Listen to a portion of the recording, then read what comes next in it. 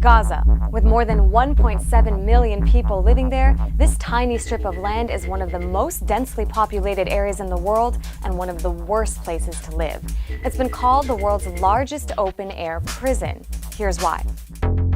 Gaza has been home to a majority refugee population since 1948, when Israel declared its statehood and forced hundreds of thousands of Palestinians out of their homes.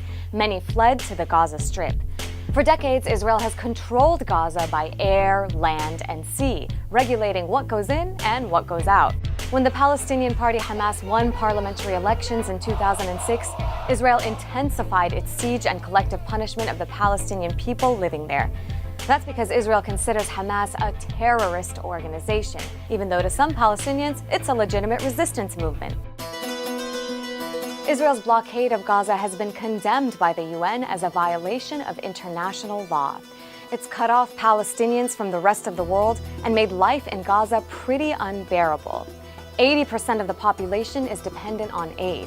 It's no surprise then that more than 50% of households lack enough food for their families. Water is also a huge problem, with more than 90% of Gaza's water unsafe for drinking.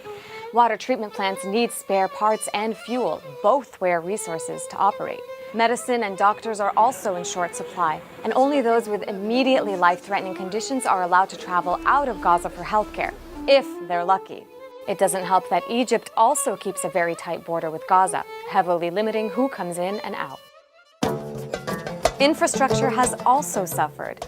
Basic items like cement, gravel, and steel are largely banned from entering Gaza. That's because Israel says they could be used to make weapons. So basically, Gaza can't build enough to keep up with its growing population.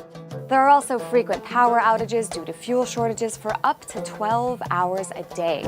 And Gaza's economy? It's paralyzed. Israel limits Gaza's exports to only 1 truckload of goods per day.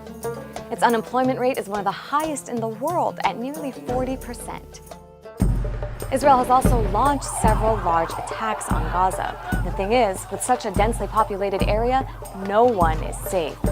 Israel says these operations are in response to the indiscriminate firing of rockets by armed Palestinian groups in Gaza. But many have pointed out that the effects of these attacks are disproportionate. The worst bombardment came during Israel's 3-week-long offensive that began in December 2008 called Operation Cast Lead. More than 1,400 Palestinians were killed and thousands more were wounded. Much of Gaza's infrastructure was destroyed. Then, in November 2012, an 8-day operation killed 133 people. One airstrike alone took out 12 people in one family, including 5 children. And the Israeli bombardments continue to this day. That's a glimpse of life in Gaza. And for a generation of young Palestinians who've never been able to leave, it's all they know. So the next time you see Gaza in the headlines, don't forget what you just heard.